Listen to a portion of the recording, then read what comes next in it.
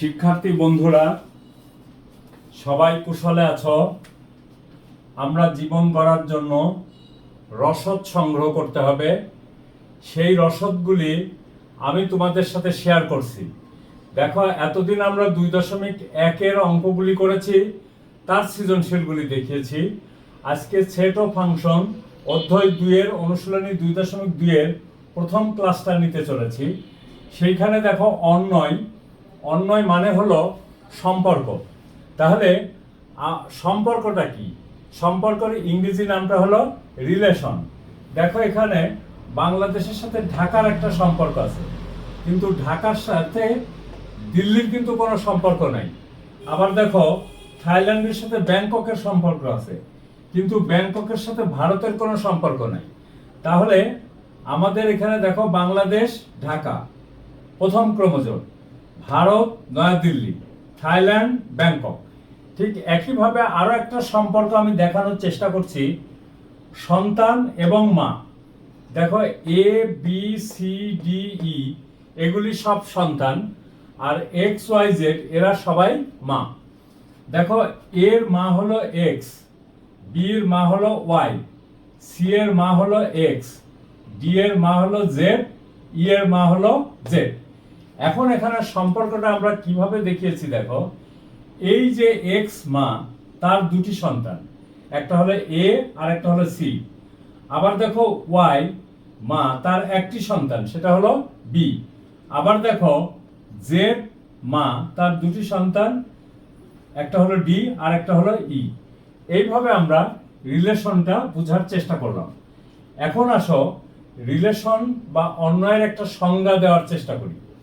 মনে করি দেখো যে এ ও বি যদি দুইটি সেট হয়, তবে এ সেটের কার্তেশীয় গুণজ এ ক্রস বি সেটের অন্তর্গত ক্রমজোড়গুলোর অশূন্য উপসেট আর কে এ সেট হতে বি সেটের একটি অন্বয় বা সম্পর্ক বলা হয়। মনে করি এ একটা সেট ধরি 3, 2, আবার একটা সেট ধরি দেখো বি, ধরো কত 2, 4। তাহলে এ ক্রস বি আসছে কত দেখো তো,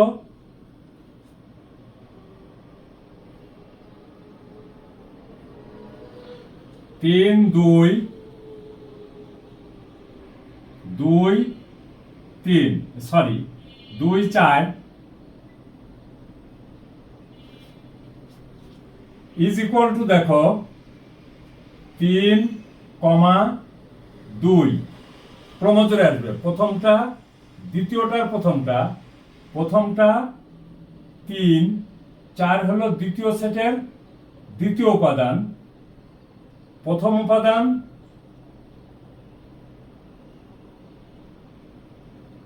আচ্ছা একটু ই করে এটা 5 লিখি। তাহলে দেখো 5, 2, আবার দেখো 5, 4। ক্লিয়ার আসছে বন্ধুরা? দেখো, প্রথমে আমি লিখলাম 3, 5 একটা সেট, আরেকটা সেট নিলাম 2, 4। তাহলে প্রথমটা একটা ক্রমজোড়, প্রথমটা দ্বিতীয়টা আরেকটা ক্রমজোড়, প্রথমটা দ্বিতীয়টার প্রথমটা একটা ক্রমজোড়, প্রথমটা দ্বিতীয়টার একটা ক্রমজোড়, এরা একটা সেট হলো। দেখো, খেয়াল করো বন্ধুরা, আমরা এই সেটটা পেয়ে গেলাম। এখন তুমি খেয়াল করো, অতএব আরটা কি, রিলেশনটা কি আসছে দেখো, অতএব আর ইজ ইকুয়াল টু দেখো 3, 2, 3, 4, 5, 2, 5, 4। দেখো, এই আমরা একটা আর সেটটা পেয়ে গেলাম। এখন তুমি খেয়াল করো, আমরা এই আর সেটটাকে এখানে ছোট বড়র ভিতরে তুলনা করতে পারি। সেই তুলনা করার প্রথম সেটটা হলো এক্স, দ্বিতীয় সেটটা হলো ওয়াই। তাহলে দেখো, আমরা এইটা মুছে দিই।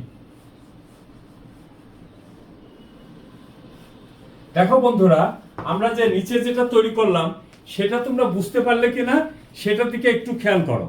সেটা তোমরা নিশ্চয়ই বুঝতে পেরেছো, তাই না? তাহলে এখন আমাদের যদি এরকম হয় রিলেশনটা, যদি মনে করো যদি x greater than y clear হয়, তবে এই দেখো r1 is equal to xy, যেন x belongs a, y belongs b। দেখো a b, আরেকটা শর্ত হলো যে x গ্রেটার দ্যান y।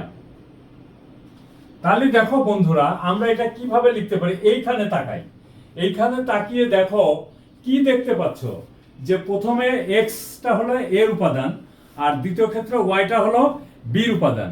শর্ত হলো কি? X greater than Y. শর্তটা কি হলো? X greater than Y. তাহলে আমরা এখানে দেখো তো এক্স গ্রেটার দ্যান, এটা হলো 3, এটা আমাদের আসবে,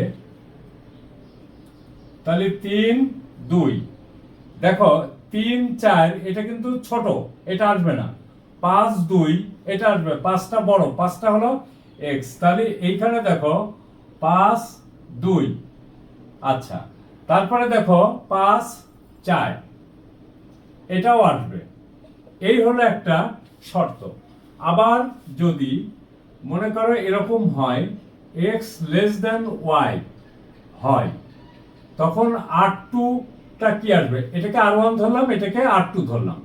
তাহলে এখন এইখানে তুমি খেয়াল করো বন্ধুরা, x y যেন x belongs a, y belongs b